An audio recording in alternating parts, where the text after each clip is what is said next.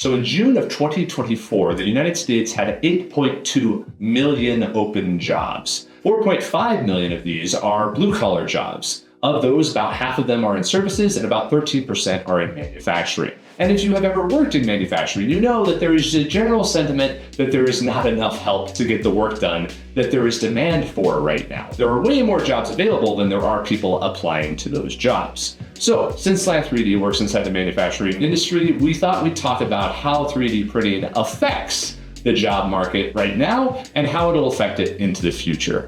So first of all, 3D printing is a technology that is not necessarily replacing anything right now. It is such a small component of the industry that it doesn't have a big impact on jobs at the moment. But there is an expectation that 3D printing will probably end up replacing large portions of traditional manufacturing.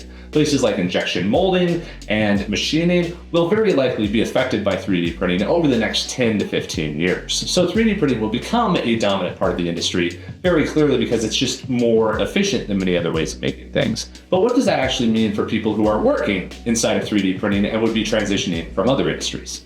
Well, 3D printing is very similar to machining in many respects. A part is made by a CNC machine and then it is sent out. But those parts do not require as much expertise to create as with traditional machining.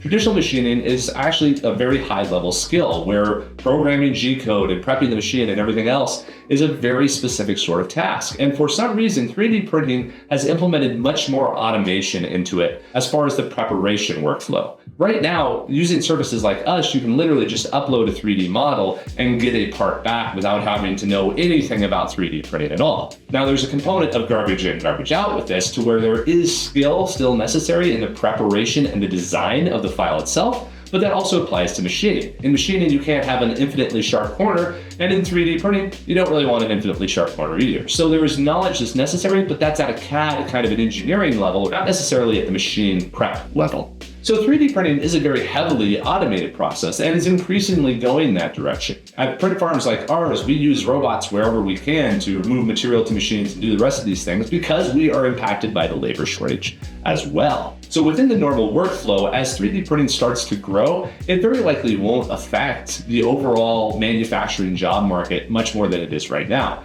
An injection molding machine does not need 20 technicians around it that are suddenly replaced when that injection molding machine uses a fleet of 3D printers instead. However, 3D printing does have the benefit of actually reshoring a lot of stuff. At Slant 3D, we really believe in the idea of more products will be enabled by the advent of 3D printing. More people will create things. There will be more products made than ever before because people can try something and then iterate on it. This means that 3D printing can probably grow larger than many of the other manufacturing industries because it is not so curtailed by what is feasible. If more people are able to create stuff, then more stuff will be created, and therefore there are more people needed to help make that stuff. This is a really hopeful opportunity because it means that the overall pie will grow rather than people just slicing up the pieces in a new direction. And US manufacturing has been coming back, and 3D printing is a predominantly United States technology. It is a place where we are leading much of the rest of the world in how to deploy it at scale in actual manufacturing context. Right now, we use it in aerospace, we use it in automotive, and at Slant 3D, we work with consumer products and industrial goods all of the time. So as more demand comes back, 3D printing is able to grow to meet that demand and hire new people into it. But again, this is the overall growth of the manufacturing industry. It's not really necessarily inherent to 3D printing itself, which is a heavily automated process. But there is one part of 3D printing that is very interesting that can help to address the labor shortage. Up to this point, we've basically just said, well, 3D printing is going to step in and going to be another player in the game, but won't necessarily change the dynamics of labor necessarily. Because yes, it's automated, but not much more than injection molding. And yes, it's going to do more manufacturing, but that manufacturing was coming back anyway. But 3D printing has an additional benefit here. 3D printing is multiple industries in one. 3D printing is the manufacturing, the storage, and the fulfillment operation of manufacturing. So in all of these industries where you don't have enough people making parts, you don't have enough people driving the trucks moving parts around, and you don't have enough people working in the warehouses to prepare these orders, 3D printing helps to address those shortfalls and eliminate some jobs that are just kind of miserable for humans to do.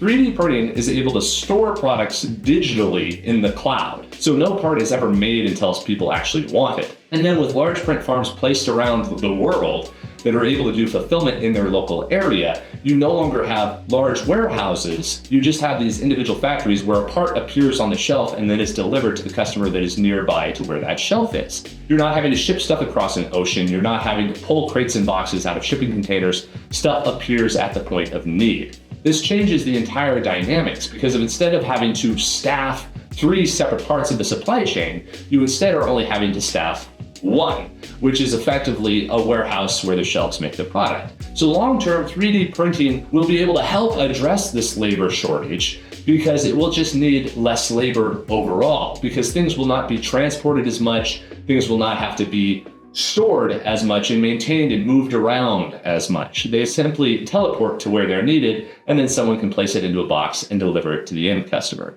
This is where the real magic of 3D printing is and where it will have actual impacts on the labor market. Because right now, even though we're at the very early stages of this, it's very clear that this will continue to occur because large print farms are viable. They're economically useful. They're able to produce good quality parts on demand and deliver them to customers. So there's no reason to assume that they won't continue to grow and continue to impact the industries around them. And 3D printing is not just a manufacturing technology. It is a fulfillment technology and a warehousing technology. So hopefully, as 3D printing continues to grow, it can address the labor shortages in all of those different industries. Have a great day, everybody.